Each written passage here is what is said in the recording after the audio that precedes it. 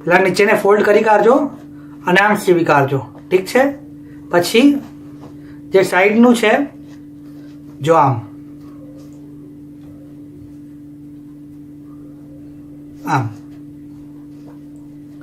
અને અહીંયા આમ ટ્રાયંગલ બનાવજો, આમ પછી આમ ફોલ્ડ કરજો સ્ટ્રેટ. ઓકે, પહેલાં નીચેનો ફોલ્ડ કરજો, પછી આ પૂરું લાઈન કરી કાઢજો. તો આ શું, આ ફોલ્ડ કરશું જો, તો આ જે એન્ડ છે એ સિલાઈના અંદર આવી જશે, ઠીક છે? આ એક બાજુ થઈ ગયું. આ બીજું બાજુ છે જો, આપને સિલાઈ માટે જગ્યા છોડેલી છે, સો આને ડાયરેક્ટ ફોલ્ડ કરો. ઓકે, અને આ ચેનની જે સ્ટાર્ટિંગ છે એ બહાર રહેશે સિલાઈના. ઓકે, આમ આપણે બે બાજુ સીવી કાઢીએ, સ્ટીચ મારી કાઢીએ. અને લાસ્ટ શું છે કે આ ચેનનું સ્ટાર્ટિંગ છે.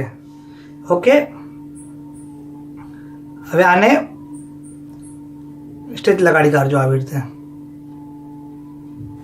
તો આ ચેન આખી ભાગી ના જાય, બહાર ના નીકળી જાય.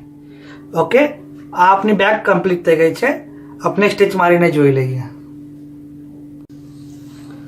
જો આપને ચેનના સ્ટાર્ટિંગમાં લગાડી કાઢું કપડું અને આપણે આ બધી બાજુથી ફોલ્ડ કરી કાઢું છે ત્રણેય બાજુથી. ઓકે, આ આપની બેગ રેડી થઈ ગઈ છે.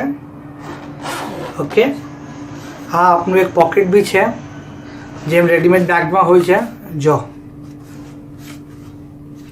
પોકેટ છે, આપને બેગ ખોલીએ, જો અંદર ખબર નહીં પડતી કે પોકેટ ક્યાં છે. ઓકે, આ આપની બેગ રેડી થઈ ગઈ છે. આ યુનિસેક્સ બેગ છે, મર્દો બી લઈ શકે અને બૈરાઓ બી વાપરી શકે.